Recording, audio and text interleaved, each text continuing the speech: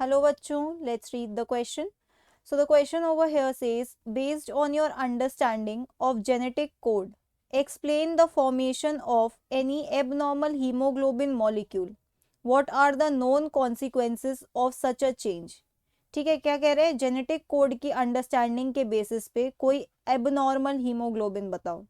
आपको पता है एक केस जिसे हम कहते हैं sickle cell anaemia. Sickle cell anaemia ये होता है एबनॉर्मल हीमोग्लोबिन की वजह से। ओके, इसमें होता क्या है, सिकल सेल एनीमिया में जो आरबीसीज है, आरबीसीज बन जाते हैं आपके सिकल शेप्ड, और उसमें जो हीमोग्लोबिन होता है वो डिफेक्टिव होता है, डिफेक्टिव हीमोग्लोबिन, डिफेक्टिव हीमोग्लोबिन। अब आपको पता है हीमोग्लोबिन जो है वो हीम प्लस ग्लोबिन से बना हुआ है। ठीक है, दो कंपोनेंट्स है इस हीमोग्लोबिन के, हीम प्लस ग्लोबिन। ठीक है, तो ग्लोबिन की जो ग्लोबिन आपका कह सकते हो प्रोटीन पार्ट है, इसका जो बीटा ग्लोबिन होता है, बीटा ग्लोबिन ये क्या है, प्रोटीन है। अब ये प्रोटीन किससे बना होगा, बहुत सारे अमाइनो एसिड से मिलकर बना होगा, राइट, बहुत सारे अमाइनो एसिड से बना होता है। तो जरा बीटा ग्लोबिन के एमआरएनए की तरफ देखते हैं। ठीक है, ये इसका एमआरएनए है 5' to 3'। इधर क्या है, बहुत सारे कोडॉन्स लगे होते हैं, ये पहला कोडॉन है, ये दूसरा कोडॉन है, ये तीसरा है, चौथा है, पांचवा है, छठा है, ऐसे बहुत सारे कोडॉन्स होते हैं। ये 6th कोडॉन है। ठीक है, तो इसका 6th कोडॉन असलियत में होना कैसा चाहिए था, इसका 6th कोडॉन होना था GAG, बट ये म्यूटेट होके जेनेटिक डिफेक्ट की वजह से क्या बन जाता है, GUG। अब ये पहले जो GAG था ये कोड कर रहा था आपका एक अमाइनो एसिड, जिसे आप क्या कहते हो, जिसे आप कहते हो ग्लूटामिक एसिड, ग्लूटामिक एसिड। और जो ये GUG है अब म्यूटेट होकर क्या बनाने लग गया, ये बनाने लग गया वैलिन। तो बीटा ग्लोबिन के 6th पोजीशन पर क्या आ गया, ग्लूटामिक एसिड की जगह वैलिन आ गया।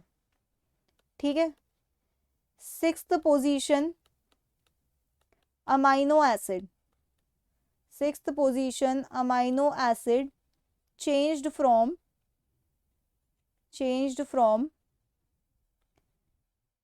glutamic acid to valine। Okay, और ये कैसा हो गया, डिफेक्टिव हो गया। ओके, अब ये जो हीमोग्लोबिन है, haemoglobin carries less oxygen, carries less oxygen, और जिस भी इंसान को इस टाइप का एनीमिया होगा वो बहुत जल्दी थक जाएगा। कैसा हो जाएगा, बहुत ज़्यादा थक जाएगा। ओके, तो आप कह सकते हो सिकल सेल एनीमिया की वजह से, यहाँ पे नेक्स्ट पार्ट में लिखा हुआ है ना कि क्या क्या कॉन्सिक्वेंसेस हो जाते हैं, कॉन्सिक्वेंसेस। तो कॉन्सिक्वेंसेस में ये होता है टायर्डनेस। ओके, क्योंकि कम ऑक्सीजन आपके ऑर्गन्स के पास जा रहा है तो ऑर्गन फेलियर भी हो सकता है। ऑर्गन्स को काम करने के लिए अच्छे खासे अमाउंट में ऑक्सीजन चाहिए ताकि वो क्या कर सके, ताकि वो कर सके आपका एरोबिक रेस्पिरेशन, राइट। दूसरा, जो सिकल्स आपके सिकल शेप्ड आरबीसीज हैं, ये क्या करते हैं, sickle shaped RBCs block the blood vessel, block the blood vessel. जो नॉर्मल आरबीसीज है वो तो अच्छे से पास कर लेते हैं ब्लड वेसल के थ्रू, लेकिन ये क्या करते हैं, इनकी शेप चेंज हो गई तो ये एग्रीगेट बना देते हैं। ठीक है, और इससे हो सकता है आपको पेन, क्यों, क्योंकि आप बहुत जल्दी थक जाते हो, आप बहुत ज़्यादा वीक हो। Okay, so that's it for the question. I hope you understood it well. Best of luck.